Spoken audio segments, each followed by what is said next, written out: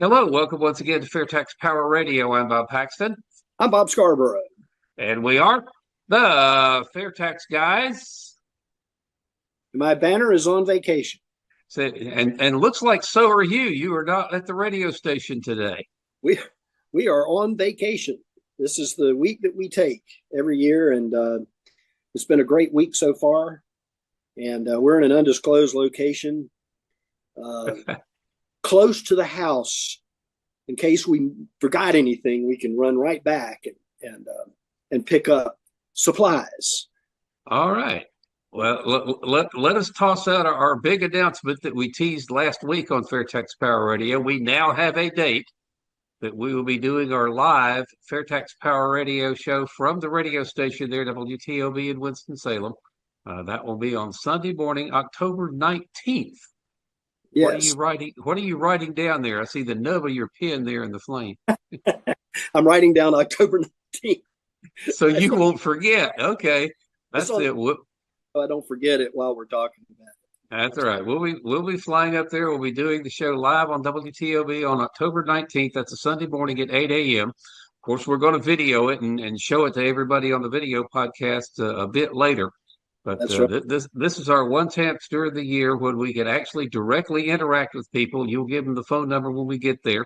And Right. of course, if you live outside the Winston-Salem area and don't get the over-the-air signal, WTOB980.com, if I remember correctly, is That's the correct. station's website, and you can listen to them anywhere in the world on their website. So hopefully you'll catch the FAIRtax Guys on Sunday morning, October 19th, live and direct from WTOB. That's always fun. Then we're Yeah, going to go. Then we're going to go tell your buddies at Mr. Barbecue we're coming to see them the next day. that's exactly they are ready every time we show up. They have barbecue Yes. available. Yes, they are. All right. Well, let's get going on here on FAIRtax Power Radio. And even though you were on vacation, we are not taking vacation from keeping our eyes on the Congress critters and what they're trying to do to the tax code. And Yes, so, they're actually on summer break, but there's still a pretty good bit of stuff that they're up to that we are going to shine the light of truth on here. If I could scroll down here and find my first spot, it will be there. It is from the Senate side, S 2461, 2461. This is Senator Steve Daines from Montana. The Promotion and Expansion of Private Employee Ownership Act of 2025. And this one actually does have text in it, so I got to take an extra step here to drill down into it and see what it says. And there it is, to amend the Internal Revenue Code and the Small Business Act to expand the availability of employee stock ownership plans in S corporations and, of course, for other purposes. got to have it. You got to have it for other purposes in there. That's the catch-all. Absolutely. All right. Well, let's just let that one lay there without comment and move on to the next contestant here on FAIRtax Power Radio, which is also from the Senate side. It's Senate S2443 from Senator Jackie Rosen of Nevada, the Veterans Job Opportunity Act. And again, it's going to take two steps to drill down into here and get the text. And it says to amend the Internal Revenue Code to establish, oh, look what I found, another tax credit, a small business startup tax credit for veterans creating businesses in underserved communities. Pretty easy to tell who the veteran is, but I guess if this bill passes, then some government bureaucrat somewhere will determine what is and what is not an underserved community, and whether or not you get just a small business startup tax credit for veterans. Again, creating businesses in underserved communities. Gotta love it. Hey, and those are great things, but if everyone had more of their own money, they'd be able to start these programs with very little effort from the federal government, and possibly engage local initiatives, other established local initiatives to get their program started if that's what they so desire to be involved in. All right, well, let's move on. This is HR 4740 from Representative Sykes of Ohio. The, oh mercy, No Tax on Overtime for All Workers Act. And again, that's the title of it. But when you drill down into the text, you see that it says it's to amend the Internal Revenue Code to allow a deduction for certain overtime compensation. So I guess if you're allowed to deduct your overtime compensation from your gross income, then you're not going to be paying tax on that. But against certain overtime compensation, so I'm not sure which compensation qualifies and which overtime compensation doesn't, according to this bill. But that's how they're going to accomplish the No Tax on Overtime Act. Now it's interesting though that the Representative Sykes here from Ohio, this is a Democrat. And of course, the no tax on overtime was a Trump initiative. So either they're coming together or this bill does something different from what the president has in mind. I'm not sure which is the case, but that's there. He could, I mean, he could be trying to one up. I mean, just say, hey, look, this is not a bad idea. But with all that goes on in politics today, it's difficult to be independent of your party in terms of how you're viewing things or commenting. All right. Let's see here. This is the Helping Young Americans Save for Retirement Act, H.R. 4718. This is Representative Pedersen, Pettersen, from Colorado. Again, we've got to go digging for the text, and it says to amend the Internal Revenue Code of 1986 and the Employee Retirement Income Security Act with respect to minimum participation standards for pension plans and qualified trusts. Now, I'm not really sure what's going on there, but that's what this is. HR 4718.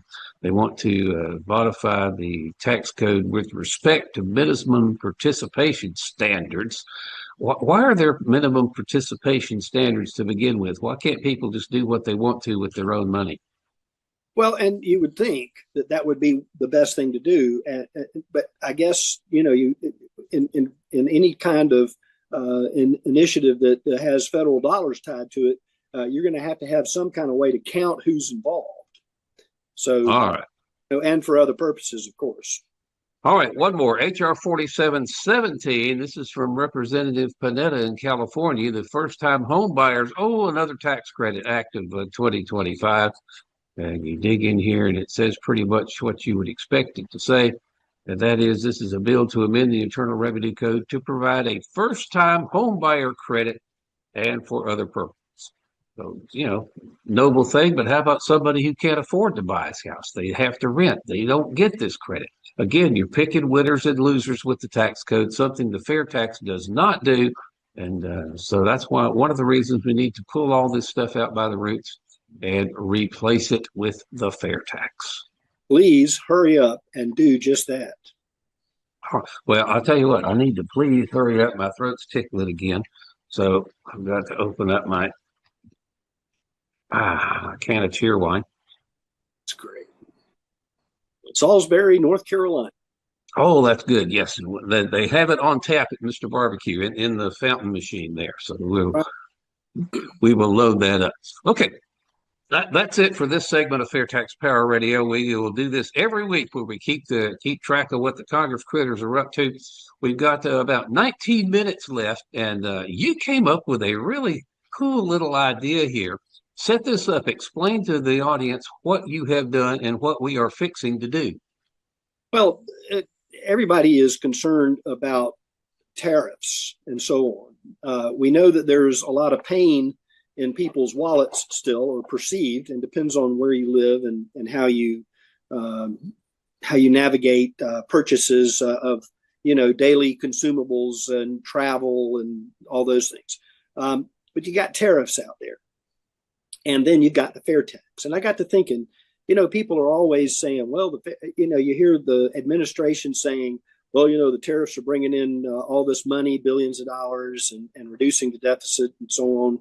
And everybody has a marker in the administration, no matter who's in office. We are saving X dollars over 10 years, over a decade. So everything's keyed to a 10-year cycle of saving or cost, things like that. So I got to thinking,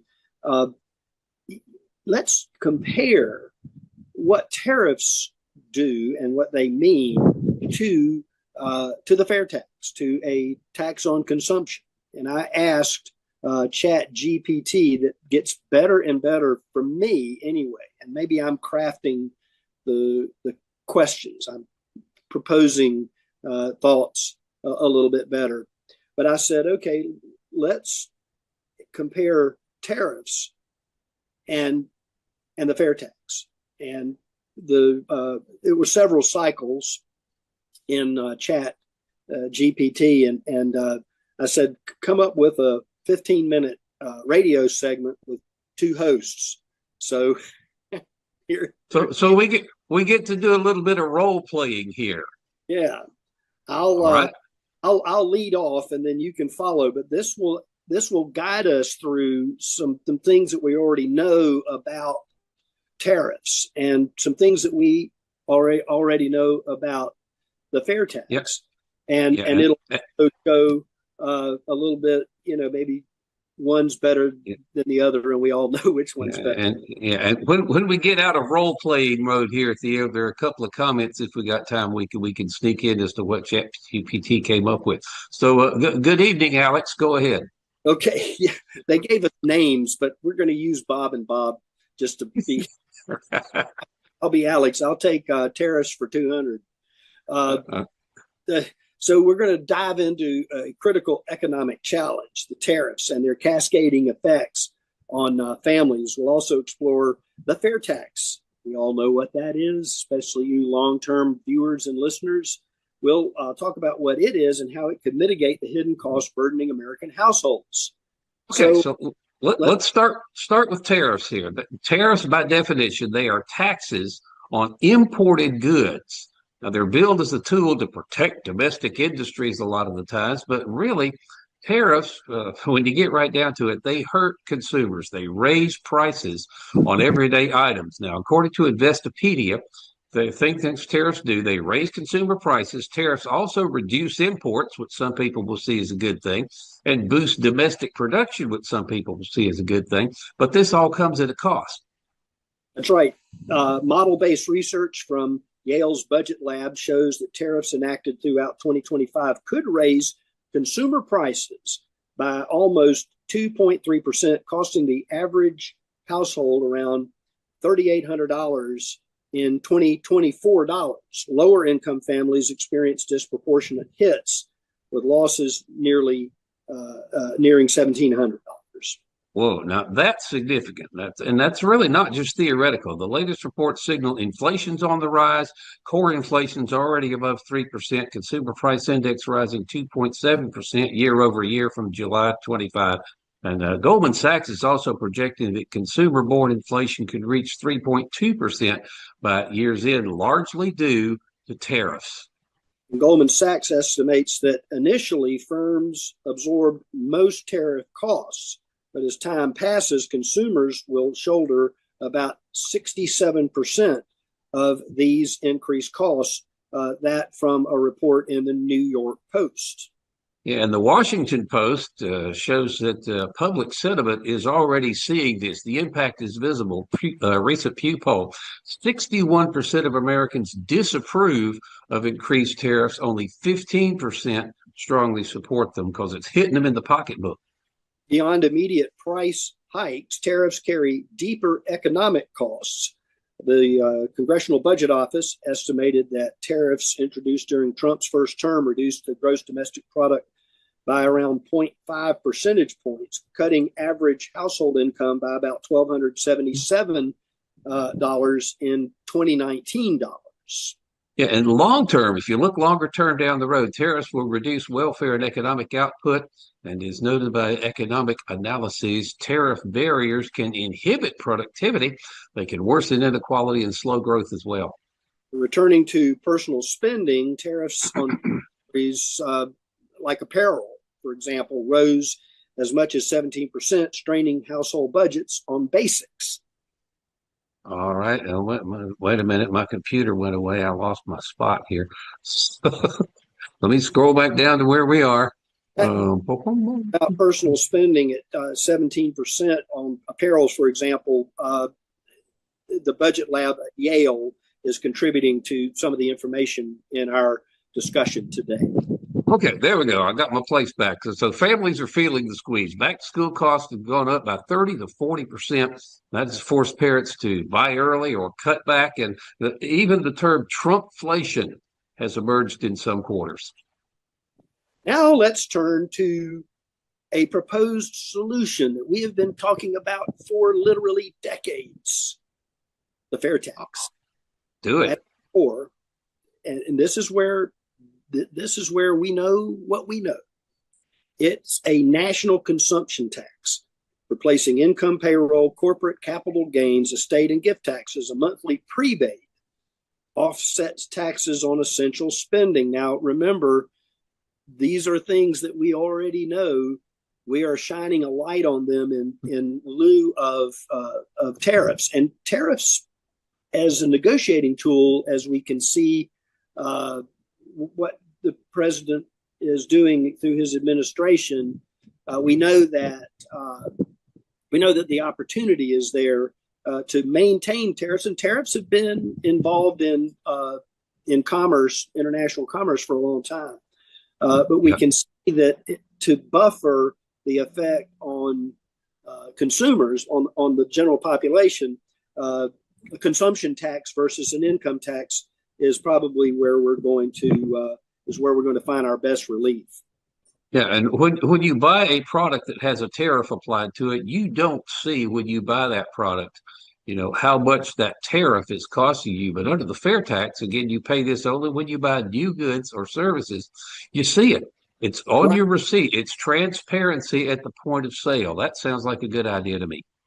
That's right. And got the information from one of our friends and somebody who's been on the show, the IRS medic, and from the House of Representatives webpage of Buddy Carter, who has proposed HR 25 in this session of Congress. Supporters say the FAIRtax eliminates hidden embedded costs, which it does. Income and payroll taxes baked into goods throughout production and supply chains, which can account for up to 25% of a product's price. Yeah, so when you buy something, you can't tell by looking at your receipt how much of the price you paid is actually going to end up at the IRS as somebody else's income tax along the way. And note that economists like Dale Jorgensen, they say that removing these embedded costs could lower production costs in this country by 15 to 26%. That would help offset the FAIRtax's retail sales tax. And under the FAIRtax, imported products would only face the sales tax with no embedded layers, which could reduce how severely tariffs raise prices, isolating the impact of them. Absolutely. Just imagine tariffs hitting a product without all those hidden tax layers. Under the FAIRtax, consumers would see the tax directly. They would see on their receipt how much of their dollars went to the FAIRtax and how much of it the store kept. And so you're not talking about having a complex cost structure here. So the FAIRtax would foster accountability and clarity, that's for sure. Absolutely. Additionally, proponents argue, that's us, that relocating tax collection to states reduces compliance friction and efficiency costs, crediting your favorite website, congress.gov. Oh, yes. And what's really important, people don't understand this because the prebate does not exist in any other type of sales tax that we know anything about. So folks are kind of confused about it because they've never seen one before. But the prebate, which is a rebate of the taxes you pay on your spending up to the poverty level. So that the FAIRtax lets you spend up to the poverty level effectively tax-free by giving you back that money that you pay to the cash register on that. So that would cushion your low-income families and certainly make it more progressive than people give it credit for. Thank you very much for that. And those of you who join us every week and are following and have been supporters for a long time and volunteer in your communities in your state with FAIRtax organization understand this. We hope that this particular lens of comparison on the FAIRtax and tariffs is going to encourage you to think about how a FAIRtax consumption tax now would help. Not everybody supports FAIRtax. Some analysts contend it would increase inequality. There's a 23%, arguing that under a 30% tax exclusive interpretation, middle and low income families might pay more, while wealthier individuals would benefit. Well, usually people that are saying stuff like that don't fully understand the fair tax and how it works, even though there are some people out there that are trying to claim that a revenue neutral rate of nearly 49% rather than the 23% inclusive that's actually in the bill, but you'd need a 49% rate to be revenue neutral. And that is one of the things the fair tax was designed to do, raise the same amount of money for the government that the income tax does. And so it says families paying no income tax today, the low income folks could see dramatic tax hikes in this regime. And I tell you what, people that are doing that do not understand what the prebate is and how it works and the effect that it has. Most middle class families, these studies have been done saying when you consider the effect of the prebate as well, most middle class families are looking at about an 11% tax rate on their spending with the fair tax. And that is lower than the income tax rate that most of those folks are paying. So, we're going to argue with the AI a little bit here and say the revenue neutral rate near 49%. I don't believe that for an instant. The fair tax was meticulously designed to be revenue neutral by a group of economists. I mean, these just weren't, graduate students scribbling on the back of a napkin. These were really, full-fledged economists that knew what they were doing. They could have made it anything they want, and they said, according to their research, 23% inclusive will do it to make it revenue neutral. And I believe those people a lot more so than folks that are trying to scare the public into keeping the income tax system. And the opposing views we just covered came primarily from the Center for American Progress. And we all know that there are organizations and individuals who benefit from the current income tax and its complicated code that people have to comply with when they're sending their dollars to the federal government. The thing you have to remember, though, is that prebate untaxes everyone up to the poverty level, and it's changed every year, beginning of the year, based on what the government says the poverty level is. And I'll take this moment to let people know they can go to FAIRtaxstore.com. Is it .com or .org? FAIRtaxstore.org. .org. And you can get the index cards and the palm cards for free. You can get 2 packs of 50 each delivered in each time you order with no charge and no shipping. So you can have that information that's available to you. You can hand it out to friends. You can hand it out to, say, a server at a restaurant and say, look, isn't this something that would be beneficial to you to consider? So keep that in mind as someone says, well, I don't think that people, especially people in lower income strata, are going to benefit at all. You just say, hey, the prebate untaxes everyone, including you, up to the poverty level based on family size. So we have to keep that in mind. Implementation challenges is something else. Implementation challenges. State level systems may struggle to adapt. Other people say transition would disrupt the Internal Revenue Service. Yeah, by closing it down. And tax preparation industries, which are, two things. And we know a fella who works with us who knows that tax preparation industry people could find better things to do with their life than dissecting the tax code for the benefit of their clients. They could work on production efficiencies, or could help with, financial management and things like that going forward, as opposed to, where's Form 86-142, that we send in to the federal government with your tax return. Yeah, absolutely. I'll remind folks, last week on FAIRtax Power Radio, we addressed the prebate in what little time we had. I mean, there's a lot more to it than we were able to get to just in that one little program. But I think one other thing that I hear all the time, that people try to say, oh, no, wait a minute, the fair tax is a bad idea because it'll hurt the poor, because, lower and middle income people spend a greater percentage of their income than wealthy people do. Well, yeah, okay, that's true, but that's totally irrelevant. Under the fair tax, again, your tax rate up to the poverty level is nothing. And the fair tax also gets rid of the payroll taxes, the Social Security and Medicare taxes that the working poor would indeed pay. But a family that's making a poverty level income and they spend 100% of their income, their tax rate under the fair tax is still zero. So the percentage of your income that you spend is irrelevant with the fair tax. What counts is how much of your spending is above the poverty level. So again, a family making a poverty level income that spends every dime of it will have a tax rate of zero, while a wealthy family that may spend only 40% of their income, but in doing so, they spend at 10 times the poverty level, they are going to pay the fair tax out of their pocket to a pretty hefty tune. So again, don't be confused by these arguments that say the poor people spend more of their income than wealthy people do, because that has absolutely no impact at all with the fair tax. Right, exactly. And we always remind folks to go to FAIRtax.org, the main website for HR 25. Get in touch with your House of Representatives today while they're in town on their summer break. We know that it is an election season coming up, and it's a good time to schedule a meeting, show up at a town hall, ask questions, get your family and friends involved to make a difference in your community. Absolutely. Well, I see.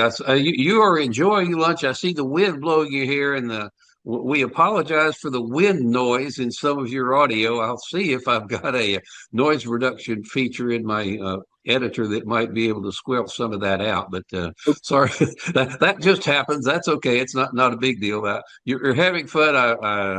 I kind of, well, I say I can't envy you too much because I just got back from Alaska. But oh, that's right. Yeah, coldest place on the planet. I think I saw your temperature gauge. oh yeah, well they have a little room up there at a place in Fairbanks where you can experience what 40 below feels like. And I wasn't sure I wanted to do that, but okay, I could probably stand that for about 30 seconds, So that's about all the time you were in there, just long enough for him to snap that picture. But so we're going to do that again next summer. So let's see how that works. But okay, that was pretty cool. And I will tease next week's program here on FAIRtax Power Radio is also going to make not quite as extensive use of artificial intelligence as you did. But we asked Grok a question, so we're going to look at what Grok's answer was to the particular thing. But until we meet again next week, we're going to have to wrap this up. I'm Bob Paxton. I'm Bob Scarborough. We are the FAIRtax Guys, reminding you the fair tax is the only truly fair tax, and once you understand it, you'll demand it. So what do you need from me to get these taxes collected? Glad you asked, because there is a fair amount of information you need to be aware of. That's your tax plan? Oh, no, this is just the revisions for this year's tax plan. What I need from you is you need to keep track of all of your income, as well as any taxes that you've already paid. Also, any gifts that you received or gifts you've given to churches or charities or individuals throughout the entire year. Do you do any side jobs? Every now and again. Great, because there's some more information about that right here. Everything you need to know right here. So just simply compile that, send it in to us. Be careful, make sure there's no mistakes. If we do find mistakes were made, we can fine you or, throw you in jail. So you might want to be aware of that. And what do you need from me? As an individual, nothing. As a business owner, or if you're doing side jobs, yes, you would have to collect taxes on that, but, it's all right here. Can I get a copy of that?